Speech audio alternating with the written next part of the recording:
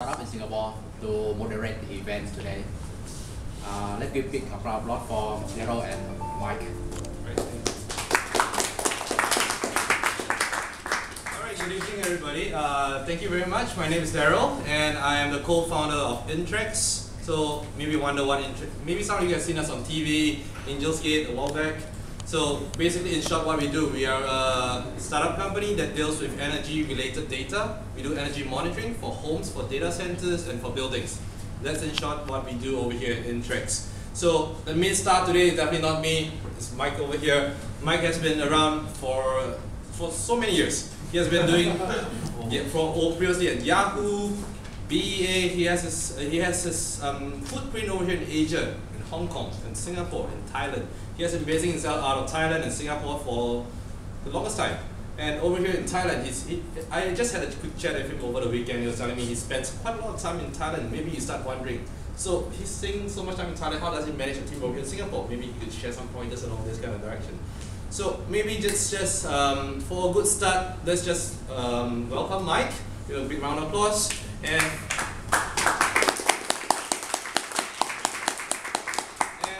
probably just start off with a good, how about just introducing a quick introduction about yourself, also what the past achievements over the past 10, 20 years, a little bit background history, because not many people know, not everyone here knows you. Okay, yeah, let's see, so I've been in Asia about 13 years. I started in Hong Kong, so I come from the Valley, I guess you could say. My first kind of experience with a startup was this company called WebLogic, so I'm going to date myself here because I'm old. So back before the big crash in the late 90s was kind of the application server wars. Back when people used to pay millions of dollars for things you guys get for free, right? So I mean, if you remember, right, you used to buy Netscape servers, you used to buy databases. I know that's shocking, right? So it used to be you had to buy licenses for all this stuff. So I worked at this company called WebLogic. It was kind of the first Java-based application framework for building like big back-end systems. Kind of my first startup. I went there was like 30 people. We got bought by BEA Systems for hundreds of millions of dollars, and then BEA turned around and sold to Oracle for $8 billion, I think. So that was actually my first experience with a startup, which means that I was kind of tainted. I thought it was easy and everybody got bought and did well and stock options vest and they turned into real money. And then I went and did something after that and got my clock cleaned and realized that it's not easy. So I went back to work for BEA because they hadn't got bought by Oracle yet, and they moved me to Hong Kong. I was supposed to be there for 1 year. That turned into like 4 years. Then I did some time helping open up a QA center in Beijing, and then I got sick of enterprise software, jettisoned over to Thailand, went to Thai school and tried to do things that were not technical, like bars and restaurants, got my clock cleaned on that, and then decided to get back into tech, but I thought consumer stuff would be more fun than enterprise stuff, because you don't have to wear suits and ties and stuff like that. You can wear purple shoes. So I went and worked for Yahoo, back when Yahoo was cool, in Singapore. Even though they buy teenager companies, they're not cool anymore. So I worked for Yahoo for almost 3 years, like 2.5 years here in Singapore, kind of helping with emerging markets and stuff like that. Got my PR, I was really fortunate. I'm pretty, one of the things you won't hear me complain about the Singapore scene. I think what Singapore's done here from an ecosystem is bar none the best in the region.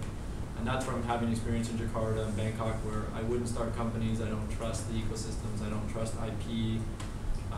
So I'm a big fan of Singapore, because I think they've done stuff that you can't pull off anywhere else, and that's why I'm here. So I got really fortunate, I'm proud I got my PR, which makes it great. I don't have to get employment passes and all that messy stuff you have to do now.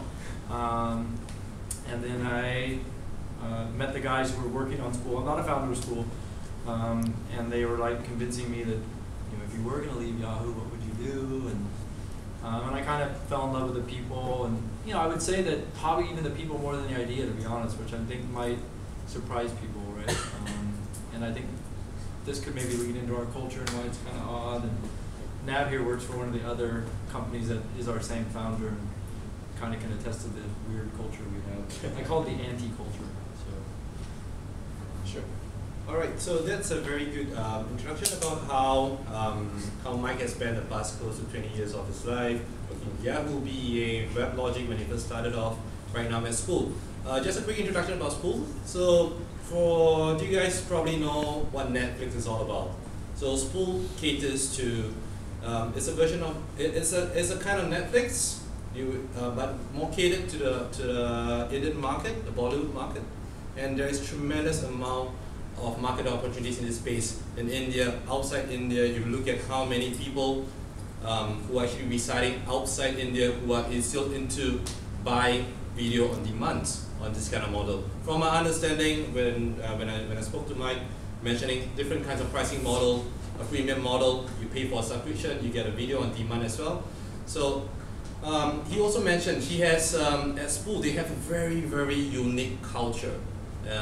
Things that they have. In Singapore, for those guys who run companies out here, you expect everybody to come into the office every single day, sit down at your standard seats, and go for meetings thrice every single week. So they have a very different kind of culture over at Spool. So probably would like Mike to tell us a little bit more about what kind of culture that you guys usually have over there, and so that you could inspire some Singapore startups to think out of the box. I think it's a mix. How many have ever read the Netflix manifesto, the one by Reed Hastings? So our boss Mohan kind of like loves that thing, and since you would think it's because Spool and Netflix or video, it's not. He just likes the manifesto as a person, and then I think it's also kind of sprinkled a little bit in my kind of love for the whole 37 signals model, which is a very autocratic kind of. If you can code and you can figure things out, you should be left to your own devices to do those things. So I think Spool is somewhat of Mohan's Netflix culture coupled with what I kind of like from reading the books from 37 Signals, right, Rework, and their soon-to-be Remote. So we don't have holidays, we don't have work days, we don't have sick days, we don't have office hours, and we don't even really have offices unless you think you need to come to the office. So. And all this is actually spelled out in your employment agreement. So if you want to work remotely, that's fine. If you want to take a holiday, that's fine. If you want to do what NAB does and disappears for like a month and a half, that's fine too. In fact, no one even asks. So that was actually why I went to work for Spool, because I found out I was having a kid, and I was like, how am I going to do this? I don't really want to move to Singapore yet. I like Thailand, and I was kind of this. Mohan was like, what do you think? I said, I'm a little worried. How am I going to do that? He goes, what do you mean how are you going to do that? You go to Thailand when you go to Thailand. You be in Singapore. Do I need to make a calendar for it? He goes, does it help you to make a calendar? I'm like, I don't know. Does it help you? He goes, I don't look at the calendar. So it's like, it really weirds people out. And it actually, in our hiring process, we kind of tell people, if you can wrap your head around this, awesome. If you have any sort of I need structure or you need schedules, we don't hire you. So, and I've actually passed on a few people when I really pushed them to say, can you work in this environment? They basically said they needed more direction than that. And I said, you're probably best to find that in other places, because what it means is if you need direction, I have to now spend time directing you. So in this kind of culture, I actually can get as much work done every day as almost like an employee versus being a manager of other people, right? If you need management, it's not a good place for you. So we don't have really any titles. We don't really have hierarchies of I'm over you. Everybody's got kind of an equal voice. And that's how we do the company. We have about 12, 13 people working this way. Some of them we don't see very often. One of the guys, like a couple guys who work in the whole boot structure, actually make a point of just traveling all the time, continuously, and then they stop in whatever city they're in whatever co-working space, and they work. They don't actually have homes, so that they don't have that cost, and then they just constantly travel. So that's kind of the culture. I think a lot of people say, what is the culture? I always tell people it's kind of no culture, because that way you can do whatever you want. It's interesting. I think it doesn't, I don't know if it works for everybody. I've never done this before.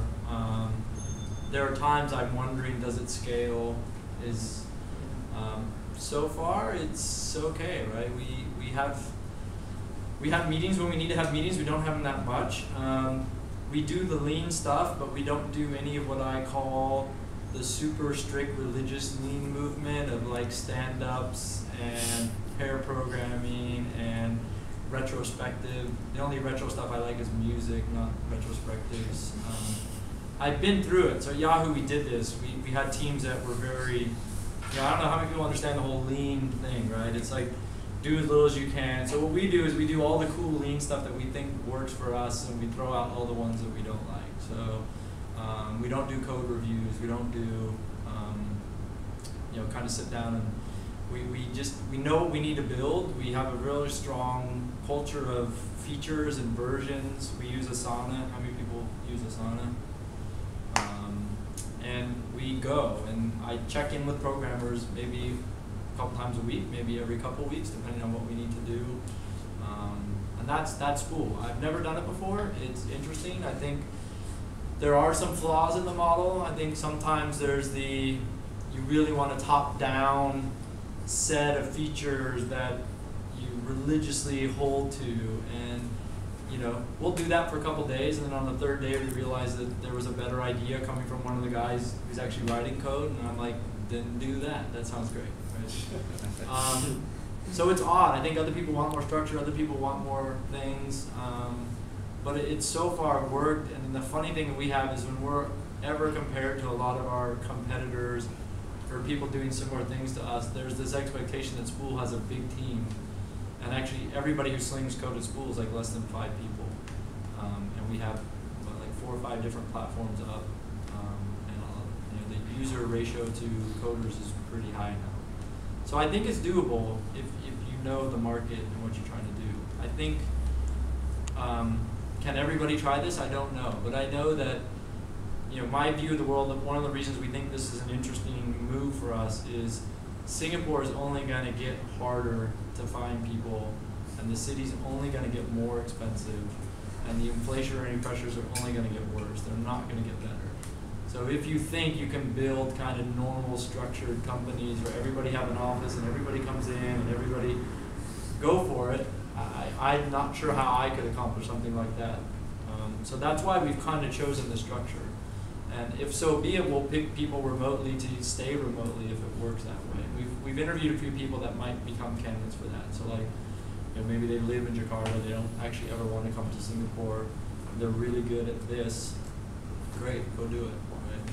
So that's what's different about Spool. I don't know too many companies doing this in Singapore, other than the 2 companies that we're involved in which have the same founder. I don't know of anybody doing this. I know people that do kind of remote work and stuff like that. So I think it's kind of an experiment, but we think it has legs. And that's why I'm really excited, because the new Jason Fried book, which is Remote, is all about this, where he's basically saying you can build entire companies that have no, how many people are familiar with WordPress or Automatic? Do you guys know Automatic is run this way? So I think they have a couple offices just because of a headquarters situation, but they have no offices and nobody goes to work. Everybody works remotely. I interviewed for a job there once, and then they have big get-togethers, I think twice a year, where they take the entire everybody and fly them to a new place, and they meet for like 4 or 5 days, and then everybody goes back out. I'm pretty sure they have a few hundred people now doing this. 250. Yeah, it's quite big. So it can be done. I think it takes a lot of trust. I think the thing that I'm learning to do this is how do you kind of manage projects and I think from that perspective, tools are a big deal. So Asana's been kind of a godsend for us. It works for us. I'm very militant about Asana, so I actually have my own taxonomy inside of Asana. How many people know what Asana is? Because I think tools are a big deal. Like I always want to hear people's tool ideas and stuff like that. So Asana is like distributed task management, but they've done a really good job of making it work with email, so that as people comment or do tasks, you can just actually get your email. Then what I've done inside of Asana is I've created an internal structure where I use the subheadings. So like if we're working on Android, in Asana, if you go to the Android project, it says Android V11, all the tasks for V11, Android V, and I have like the next 3 Android versions already laid out. So the Android guy kind of he almost never has to talk to me. He could work for like 2 months without ever talking to me. I already know what I want the app to do. Then I have like a general list, which is on top, which is, sure it'd be cool if we figured out how to, bust atoms with, Android. So it's just stuff that I like reach for goals kind of thing. Within projects, I have a taxonomy that everything is either an A, which is an action item, because there's no way to really do that in these things. B is something backlogged, and R is like research. One of my fears in the world is that you come up with ideas all the time, and you're not really sure how you're going to get them done, but you lose track of them. So I tell people, put that in Asana as an R item, it's a research item. And then what we do is, I kind of the big god, at the end of the month I'll go and cull, kind of like you kill people in a game or something, and I'll like start to kill R's that we might never get to. I might move a backlog to an R, or a backlog to an A, or an A to a B. So that's how I kind of keep Asana kind of much more organized than just straight tasks. And then basically, these people that have these tasks, I might not actually talk to them that much at all. So, we're always available on Skype or something like that, but I don't go over to you on Monday and say, how about those tasks? I don't feel like anybody needs that. Like, you kind of know what they need to do. Now, the one thing I would say about this model is you may hire people that come in that you think worked for this model, and after a couple months, you find out they don't. It happens. So I think some people might say the easiest thing to do is you just get them right out. But remember, you're in a country where S-passes and E-passes, you might have actually busted ass to get them. And it's not like you take one from one guy and hand them to the other person. So I'm more of a, let's fix this person and make it work, unless it's really egregious, right? Because it was probably hard to get them here, because more than likely they're not Singaporean. We haven't hired any locals. Can't find any that want to work. So usually we have to get agreements for people, and you go through a lot of work and money, right, to get those. So I'm not in it, oh, it didn't work, go, because I know what it took to get them, right? So we try to like make it work for people. I think other people have the model, when it doesn't work and you kind of have this problem, you just move them out. I think if I wasn't in a situation where it's actually hard to get people, I probably wouldn't normally feel that way as well. But it's tough in Singapore, right? So that's kind of the working culture. We've only been at this barely a year. There are chinks in the armor, I'll admit, but we think we are actually getting more done this way than the other way, right? And then I kind of do when you do so much more structure, is the management of managing the structure beginning to be more than the actual order of work? Sometimes that's what a lot of these processes feel like to me. Now I know if like Carl from Pivotal was here, he would kill me, right? Because it's like, no, you have to do pair programming, or you have to do you have to code reviews, and and I know like if you go interview there, you have to write code in front of them. And honestly, for me, I'd run, right? Wouldn't want to do that, right? So it's just a different model. Not everybody fits it. It's less aggressive. May not be a bunch of PhDs kind of coding, but I think it's an interesting framework. Right? GitHub's got something similar as well. They've got like 100 employees and they're pretty lax, and they've got office, but no one ever turns up to it. Yeah. It's all across the country. I think they claim that no one has ever left GitHub. Do people leave school? Not yet. Not yet. Yeah. And I think Automatic has one of the same stats. Not too many people have left Automatic. A couple have left. Huh? A couple have left. Couple, but it's not. It's usually family. It's usually sort of It's pretty low though. Life right? issues. Yeah. I used to work at Opera, and when I started, it was very similar as well. We had a total of, when I joined, we had 160 employees, so it was quite big. But we had 12 offices, and about I think 6 or 7 of them were just one person office. It was their living room or their bedroom or whatever. And yeah, but when I left, it was 1,000 people company, and a lot of people were leaving. Yeah. I left as well. I think the big issue is scaling, because I think Yeah. I think it's very easy when you know everybody and everybody knows you. Yes. I think the minute it gets beyond like 30, it starts. The Yeah, I mean, circle. I wonder too, and I think we think about it, right? One of the theories we have on this is feels like there's kind of this nucleus model, right? Where as we hire people in Singapore, we basically said, come into the office, right? And they normally do, right? So one of my theories is you kind of got to build that maybe in another location, and that location gets that. So meaning like, if we really need to scale, right? Like, you know, I have these nightmares where we finally raise money and now I need 15 engineers, right? You know, how am I going to do that in Singapore? Maybe it might not work, right? So one of our theories is we go to another place, right, and we start up another situation like that. You've almost already got that, haven't you? I mean, you've got guys distributed around the place. They're the Yeah. kernel, you know. Yeah, You've but got- most come here, like they just tend to like travel and they work when they travel, but they actually come back to here. So one of our theories is like we go to Cebu, we start building nucleus number 2, right? And they can do the remote thing around that, but they're connected to that, right?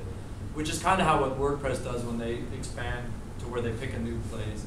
But I agree with you, the scaling thing is Yeah, I think WordPress will get around it by doing that, by using different locales Yeah. as your, effectively Hub, your hub. yeah. But then you've got a sort of spoke Exactly. arrangement in the center. So we think about it, or it could be an issue. So, but I agree. I'll just cross that bridge.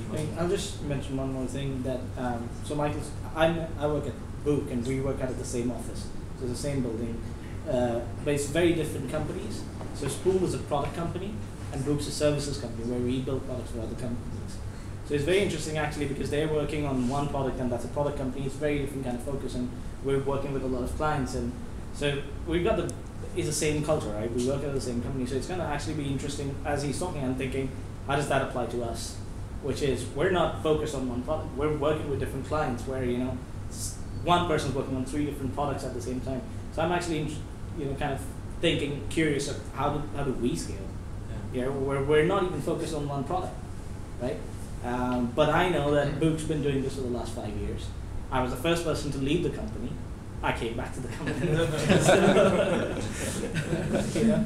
So it's definitely very interesting. I mean, when I rejoined, the first day I went there, and I got to the office at 10 o'clock in the morning, and I was late because I had an injury, and I was like, shit, first day, when I rejoined, I'm late, and the doors were locked. And I was like calling people, like, where's everyone? How do I get into the office? But it works, right? I mean, you end up kind of having people who just, it kind of only those kind of people survive right now who are really interested in what they're doing. And those are the kind of people you don't need to have in the office, you know.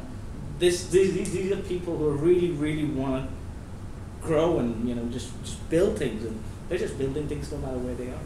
Yeah, and the other thing we've noticed, I think this is a worry when I talk to other people, because sometimes people come and talk to us about the model and how we're doing it. The government's come a few times, because IDA and a few of them were kind of like, does this really work? Because if it does work, Yeah, it trouble. does. So a lot of the, you know, people ask like, do you think people are as productive or work as many hours versus if you structure? And my unequivocal answer to that is they actually work more hours.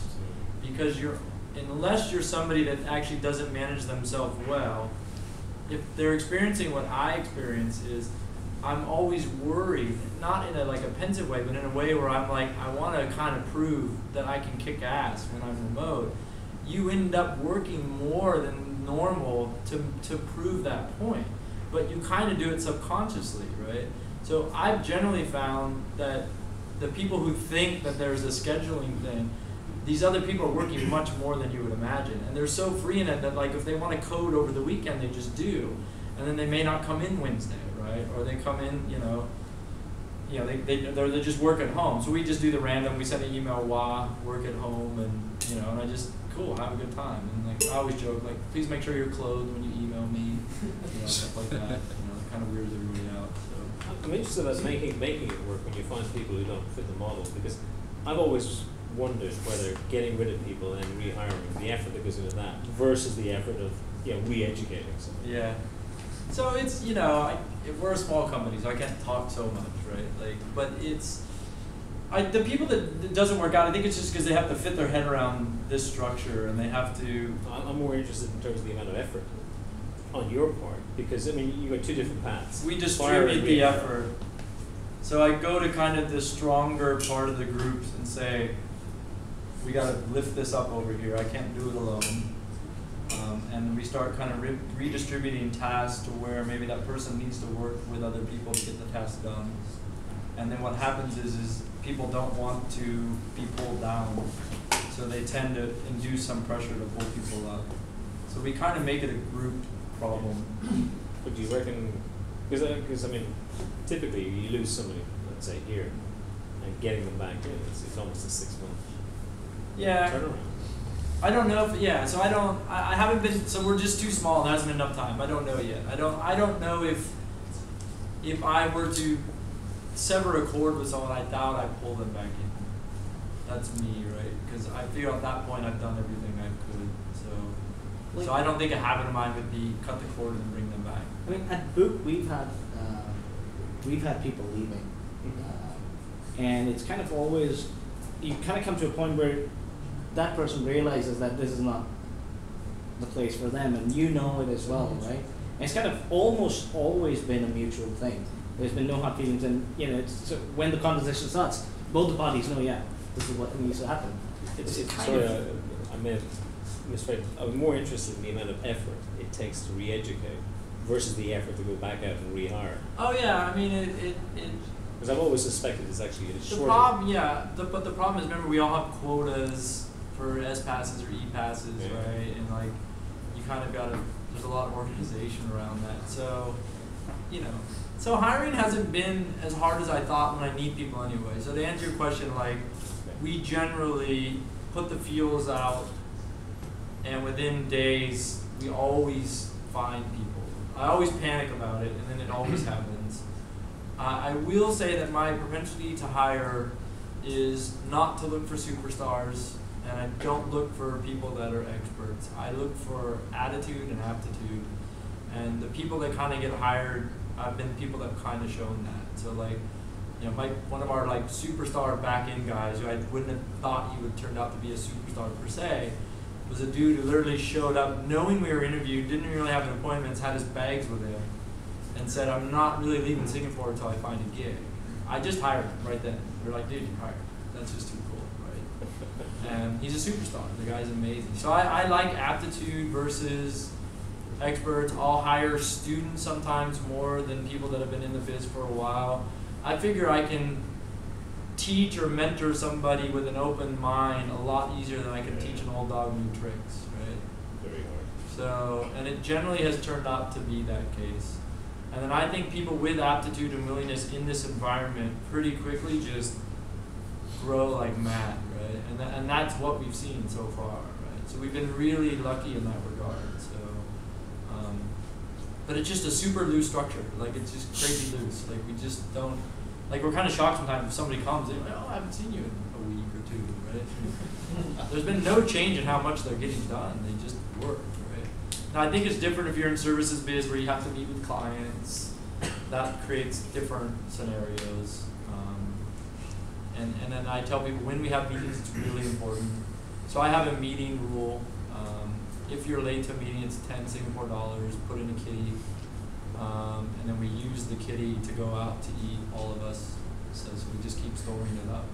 So I do tell people, like, look, because of this environment, it's so loose, if I do call a meeting, seriously, you needed to come to the meeting. So you better be out of the country or you know, be available on Skype or something. So that's been the one place where I've had to kind of teach people that, like, if we have a meeting, that meant I needed to kind of talk to people. So we instilled that meeting rule, and then a couple of meetings, all the lateness, like, zapped right away. Nobody wants to spend money. I managed 3 groups, 2 in Singapore, 1 in Indonesia, a group of 5, 18, and a group of 47. And the meeting rule is if you're late, we lock the door. And it took probably 2 weeks, and no one was late. And this is weird to me, and I think this is a cultural thing. In America, you just are not late to meetings. And I think even at a gig or something like that, where these really, a meeting is something you're like 2 minutes before you coming through that door and sit down. I've always been baffled by the Asian, like, 10 minutes, you know, dude, in Singapore, there's trains, right? It rained, I don't want to get wet. Umbrellas, like, so I've been in a lot of, like, Thailand, this is just terrible. It's like endemic. India, it's even worse, right? It's like India stretchable time, right? So, you know, and I have all these cultures working with us, so I just decided that, like, no, that's just laziness, right? A meeting is a meeting. Figure out, even if there's a tornado, to go around it or something and get there on time. So I've always been stuck by the Asian late thing as being okay. I don't tolerate it. It's a waste of my time, right? And I'm also, if I'm gonna be late, I always call people like, oh, dude, I'm 2 minutes late, I'm sorry. You know, I've always been baffled by that in Asia. Not so much even just the Singapore thing, but just in general, there's this, it's okay to be late to things. And I just don't tolerate it. Leave early, right? So I have a question. yeah.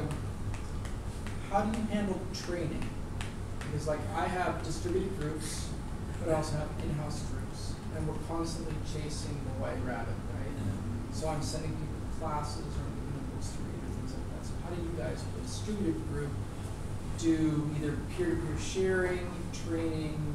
I think it depends. Like if I'm hiring a Ruby coder, he has to know Ruby, right? He's not going to go to school to learn Ruby. So I think it might be different on a thing, but I always give people a real thing to work on. And I say, look, that's the only way you're going to figure this out. So like, I generally hand them some stack of the code, or one of our other guys does. And so we did this with like, we got our new guy, he's a Ruby guy, and you know, but doesn't know our system. I said, dude, we need this payment feature. Go. And he's like, you know, and he just got to do it, right? And then that $10 rule kind of works into this too. So I used to work at Flickr. I don't know if anybody's ever read like the Flickr manifestos for code development. So it's continuous development, and anybody can introduce code and get it running at production at any time. And then you can undo your code, right? And nothing really goes wrong unless you break the database, because that's always, breaking data is where you screw everybody, right? Or so what I've done at schools, I said is you can do anything. Like you don't need to like, hey, I put something, I merged it, we use GitHub, and like I've launched it. You don't need to talk to me about it. Like I want everybody to like, and literally like I wake up to new features I didn't know about. I mean that's what kind of, because we build our own dashboard. So I'll wake up and there's a new widget in the dashboard, and I'm like, Jimbo, I love you, like that. And now they will break things, right? Now most of the time, if they break anything internally, I don't really care, right? If we break production, and I get emails, even one, that's $10. So now they're all much more careful about doing real-time stuff, and but they know if they break it. And everybody knows if they're the one that did it, because I'll get the email, like, yeah, put $10 down for me, you know. So I don't know if we have a training problem, because they're all technical guys. So if I hire an Android guy, he's an Android guy. If I hire a Ruby guy, but they definitely don't know Spool. So I usually use the other people to say, suck him in, walk him through the stuff, and then why don't you find something on your task list that you can move to him, but you need to kind of help him get it up and running, but please give him the space to do it. It might take him longer than it took you. And I always tell all my guys, like, you know, if it takes you 2 weeks to wrap your head around things to do and you haven't shipped it, I don't really care, right? Because one of the things it's a marathon, and I'm just very different in the startup world about this. Like, I really hope all the guys I'm with, we're here like 3 years from now, we're just a little bit better and it's familiar faces. And I want to build that versus features, get those things done. And I'm actually constantly the guy slowing things down. So there are times when I just feel like we're all way too rushed. Like right now we're working on something big at school, and we've kind of put these self-imposed deadlines. And I just kind of woke up one morning and I just moved it out like 2 months. And everyone's like, what are you doing? I can't take the stress. Because it's stress on me too, because I'm having to manage these tasks, and I just said, you know, I don't want to feel stressed, because I want to have, you know, because it's going to be a big release. I go, I want to have the time to sit there, because we usually do the website on a big projector, and I tell people, I want to sit there and go for 2 hours, right, and say, I wish that button was over there, right? If you're rushing, you don't get to do that. You're constantly just ship. So we kind of came up with this that once we shipped all our platforms, we were going to take a breath and get better at it, right? So I think we give these people this thing that like they know we're going to be here a year from now, still working. 1 week or 2 weeks, what's the difference, right? And I think there's so much rushing sometimes that you just put out a lot of bad shit because you're constantly rushed, and they're even like it better, right? So I try to give this thing that like, look, we took a while to hire you, we took a while to interview you, we want you to be here a long time. It takes you a couple weeks to wrap your head around all this stuff. You know, when you get productive, then we'll start handing you these. And basically, as soon as they feel productive, I give people something to own. And then we just keep distributing these things out, and we add more things to do, right? So it's very autonomous. It's a weird kind of, and I will admit, we're making it up as we go. right? We're gonna see how this works as we do it. So in terms of deadlines and pace, do you think it will change, or how do you think it will change if you raise money? We raise money.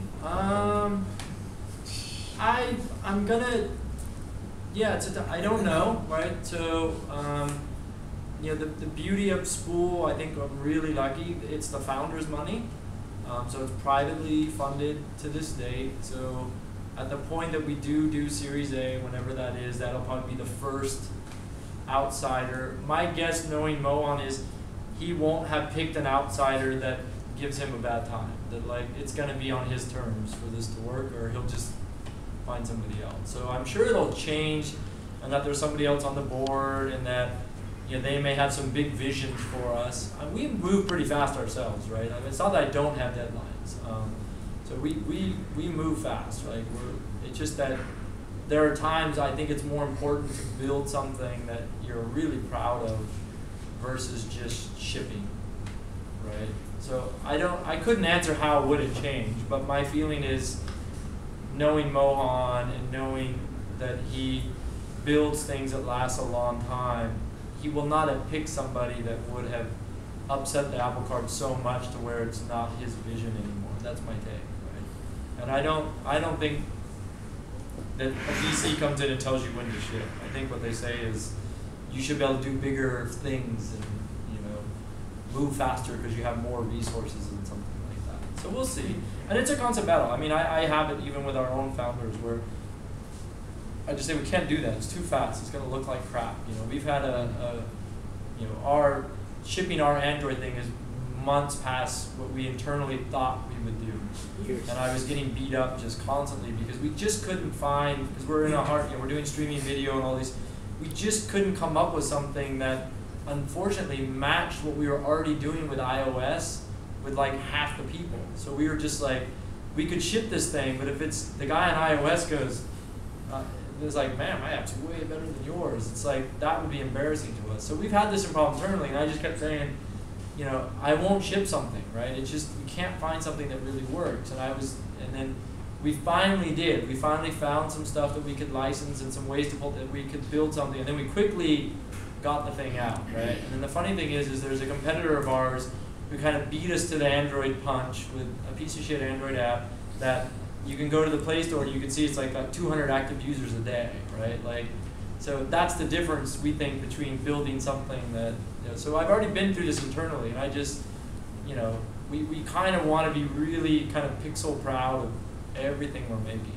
And right now, apart from maybe the current website, all the other apps are kind of feeling that way now. So internally we have that pressure now. It's a problem. And I guess if we want to get into like some of the things we had on the list about like product management, the buck stops with me. That's just something we've kind of, so the designer might say, I don't want to put that button there. I put the fucking button there, right? And it's with me. Now if later it probably was a better situation. Like we have a feature right now I won't talk about that like isn't really working, and it was my kind of baby, right? And it was kind of to solve a problem we have, and I'll be the first to tell you we need to kill it, right? And we will eventually. So I'm not afraid that the buck is a positive and a negative. So like, but Mohan's wonderful about this. Now as a founder, he kind of has these veto rights, and he uses them from time to time. But generally, he's like, the decision stops with you, both positively and negative. I think in this kind of autonomous world, you do need that. I will admit that's something that kind of has to happen, that you'll have 4 or 5 strong-willed individual people that are building this one thing, and the designer, and they just don't agree, and I'll just kind of say, I want A. Make A happen. And A might be what all of them don't want, but we just do it that way, because I think eventually you kind of have to have a decision maker, like, so we had this thing at Yahoo that we made because there used to be a problem with decision making. So we would go to a meeting if there's these big kind of meetings with these things to grapple with, and we're saying that I'm the fucking D. D's decision maker, right? And you can say all you want that maybe it works where you autonomously come together and figure out ideas. It doesn't really scale in that regard. So I think there has to be a D.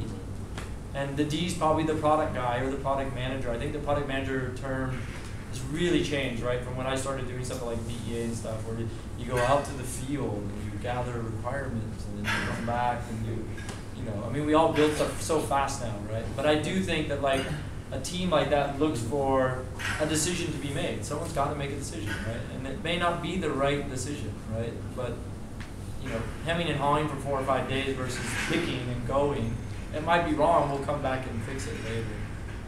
I have a kind of another model, which is if nobody dies, I'm okay with it, right? So I think sometimes there's this panicky culture. Do we want to ship that? It's like, what do you think? Ship it. Is anybody going to die? No, nobody's going to die. Can we fix it tomorrow? We can. Ship it. Get it done, right? So we don't have, like, apart from App Store releases because they need these bundled packages, the website just constantly does things, right? You just ship, and we unwind things, and some things you may never see, and stuff like that. So I kind of think the beauty of these things is you can do that. You just keep moving forward, right? If it's crappy, pull it back, right? So I think for me and product management per se, there kind of still has to be a decision needs to be made, right? And I think sometimes you can get frozen with the lack of decision, and then nothing's really getting done, right? Right. So, Mike, you're actually holding the role of a chief product officer in the company, and I believe in more local startups, common startups, new startups, maybe just a year old, you might not have a chief product officer. So, what do you think? Like, do you think every company should have a chief product officer to look after the products, especially if you're a product company? Or could this role be like replicated by a CEO role, or somebody in the company who could fill up this gap of a chief product officer? Or would you like recommend that companies should have a chief product officer to really look at product management about the product as well as for the development of the product? What do you think? Yeah, I think some people are like, I think, you know, some people are in businesses where you're developing algorithms, right? Does that make sense? Where like, you kind of have an algorithm, and I think, you know, you have guys who, you know, I'm not a very good coder, right? I'll admit that. So you have like more of a CTO kind of thing because it's algorithms and it's IP or something like that. Spool isn't an algorithm play, right? It's honestly a execution play, right? We're very honest about that. So I think from a Spool perspective, you know, when I left Yahoo, I was like, I want a title so I can get stuff done, right? And then, you know, CTO doesn't really make sense to me. But what we find in product, if that's what you want to call it, there's this massive intersection between marketing and product and kind of almost brand, right? And if you kind of pull those together, I think that's why I chose this kind of a framework of a role. I mean, Mohan is the acting CEO, but you know, you kind of take product and you take marketing and you take brand and virility and roll these together. They kind of all are the same thing because, you know, how do you do something today in marketing if your app doesn't do Facebook right? Or how do you do something with your brand if it falls apart because your product's crappy? So someone's gone out and really advertised Spool, the guy downloads it and is like, this is a pile. So like, I kind of think these things are all married, and I think Ken Mandel, right, who's at Salesforce, he's espoused this for a couple of years. I worked with him at Yahoo, where he's like saying that the marketing people and the technology people are swapping roles. That like the CMOs are almost becoming CTOs, and the CTOs are saying, hey, I can help you with marketing because it's data driven. I think that's where I'm kind of stemming from. And because this isn't really an algorithm play, it's a product play, that's why I've kind of chose those things. And I think product management is that. It just could be you're siloed onto this product, or you're the product manager at one product company. I really think it's the same thing. But what we're learning pretty quickly is that our day-to-day, you know, if you call above the line marketing as billboards and stuff like that, everything else, which I think is code driven or analytics driven or virility built into product, it's largely product driven, right? And you know, we've had this crazy week this week of kind of domination in iOS charts, and I'll tell you, it's from a weird intersection of what we've done with the product coupled with what we've done with marketing, and having a guy full time sitting there arbitraging our ad stuff, right? And I don't know how you would do that if you didn't have some sense of marketing, some sense of tech, and that your product kind of put in the right hooks. And it's a weird mishmash. I don't think it really even existed a couple of years ago, this kind of intersection. And you see the agencies having to help people with their apps to do this, right? So I think that's why I kind of called it product, and why I think, and we've actually right now at the company, we're kind of doing a separation where above the line marketing and branding and copywriting is marketing. Online, viral, social is actually under me, because we think it's the same piece. So I don't see that in a lot of companies, but we've kind of, just over the last couple of weeks, we made this decision of like, let's separate brand, copywriting, you know, over here, and let the agency side or even people from the media business do that. And then over here, we're saying Twitter, Facebook, Google+, plus online ads, plus how the app's supposed to share and do social, we actually put that over here. So that's kind of our latest experiment. And you know, it's kind of working, but we're just trying to see if that's kind of the difference. Because I'll tell you, I don't know branding well, I don't know copywriting, I shouldn't, right? But we're kind of like, why would you do this in Facebook if it doesn't hook really well to what the product could lead somebody to do from Facebook, something like that. So I actually think that's what product marketing or product management is. I just have a more holistic view of it because I'm running that side of the company. Right. And underneath me, we don't have a product manager. We don't have a, you know, one of the things that we're kind of learning to do is like, if you're my Android guy, the way I kind of is like, Android is your baby. It's like, you live, breathe, eat Android, and you want to make that thing super cool, and you tell me what works and what doesn't work, right? So we do that with our iOS guy, we do it with our Android guy, and then the back-end guy. So one of the things we've done at our place to make this work is our back-end is an API, right? So it's apispool.com, but the entire site plus apps use the API, so it's not web pages, right? It's stuff. So the nice thing about that is I can kind of tell the API guy, that's your baby. The entire back end is you, right? The guy who does the front end, that's him, right? So we get these nice little silos where each one of these guys kind of feels like their own product manager / developer, and they can really see their impact on the company. So that's how we've been trying to separate that. Now that'll be interesting to scale as well, because not every guy can own it, but I kind of, the way I treat startups is if you're kind of the first guy in the door on a particular thing, the way I feel like is forever and a day, that's you. So the next guy that comes in that does API work, he kind of looks to you, right? We don't say he's a manager, we don't say he's your supervisor, but I'm like, Jimbo owns this. Commune with Jimbo, right? And it's all flat still, but you know, and that's actually kind of working because these guys are kind of like, you know, they want their baby to be in perfect working order just all the time, and they're super proud about it, right? So I think that's one way startups can kind of create individual ownership, right? Because I don't think you can have managers for everybody. It's too hard. Yeah, if you look at the entire whole spool model, it's very much on the responsibility that actually lies on employees rather than having managers, officer roles to actually look after them.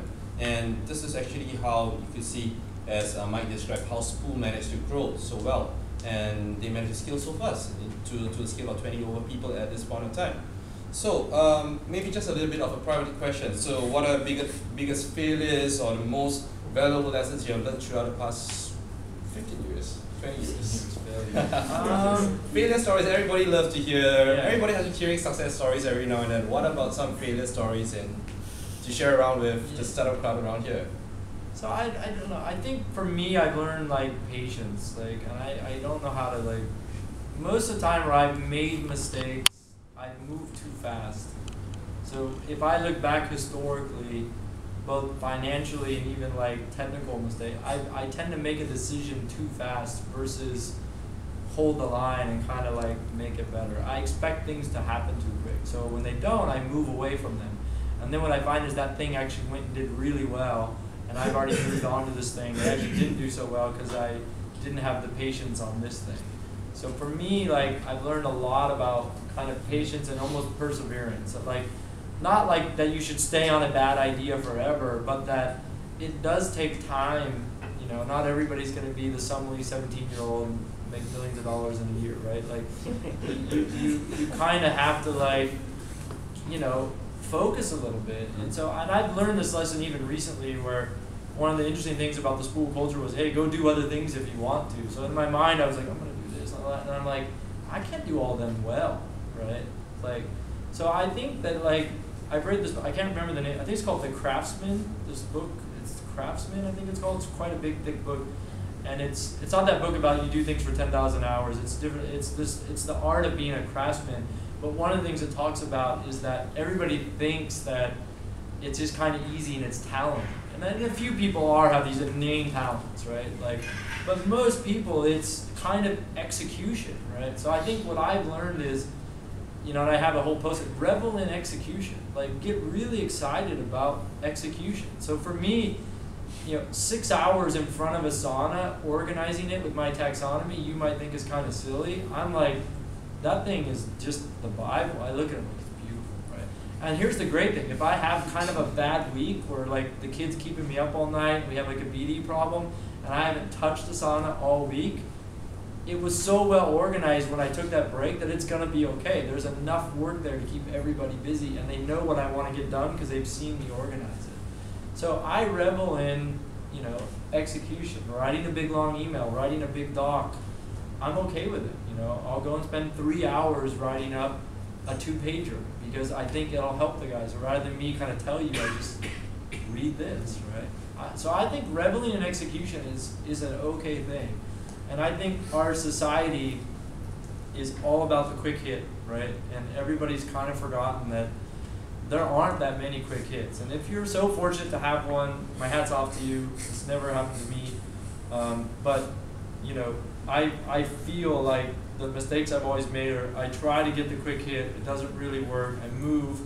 And if I'd actually stayed and executed and had some amount of patience, I would probably have been better off, right? And I think you can apply that in a lot of examples, right? Features that you think, they're okay, they're not quite right, well then keep making them better. And then if you kind of unequivocally know it's bad, well then be the first one to cut it off its head and move on to the next one. But, you know, I just think our society thinks quick hits are the way to go, right? And not too many quality things are made that way, right? In my opinion. So for me, that's been a lesson to really learn from this, and I'm trying to apply that to school. Like, you know, we know what the vision is. We have an idea of it. We have a marketplace. We've already been validating some of these marketplaces. And like I tell the guys a lot is like, honestly, like, and you can think about this, any of the startups you're in and what you're working on. Like, let's pretend for a sec that you have a bad April, right? Do you really think that month, over the course of what you're working on, makes or breaks you? Like, I actually don't think it does, right? Now, most people will convince you that it would, that if you had a really bad month and the stats were wrong, that you might be doomed, but it's actually just a blip, right? It's okay, right? So I keep trying to tell people that, like, because people get panicky, right? That nothing we do right now over the next week will radically move the needle one way or another. That it's going to be the constant things we do continually every week that 6 months from now you'll kind of go, holy crap, like this is working. Or you'll get the crap, this isn't working, right? And I think the one kind of technical thing to weave into this that I'm learning a lot, and I don't want to use over the term big data because I think it's kind of a silly term, but and I've been reading this new book called Lean Analytics, quite good. Gather data, even if you can't crunch it, gather it, right? So we've come up with some pretty ingenious ways to store a lot of actionable data cheaply that we haven't been able to crunch yet, but we figure we'll get time to crunch it as we grow. And now that we've had a little bit of time, we crunch it, we look back and we go like, that was really interesting. Like, we had no idea that was going on, right? So I always tell people, like, instrument, even if you can't use it. It's very cheap to store. Oodles of CSV files up on S3 in non-redundant mode, right? And it costs you, what, $5 a month for gigabytes. So store. Someday, one of your guys will use EMR or Hadoop to start chunking it out and throw it up in Jolly charts, and you're like, holy crap, that was interesting. So we kind of know that we can't get to it, but we're going to keep storing it. And we think it'll give us interesting things down the road. So, and I think anybody needs data to kind of help make decisions. I don't think you should overdo it, but you need some, right?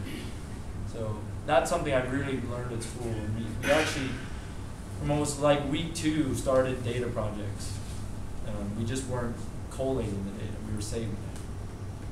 All right, so I believe that you guys might have some questions over here. So, any questions for Mike?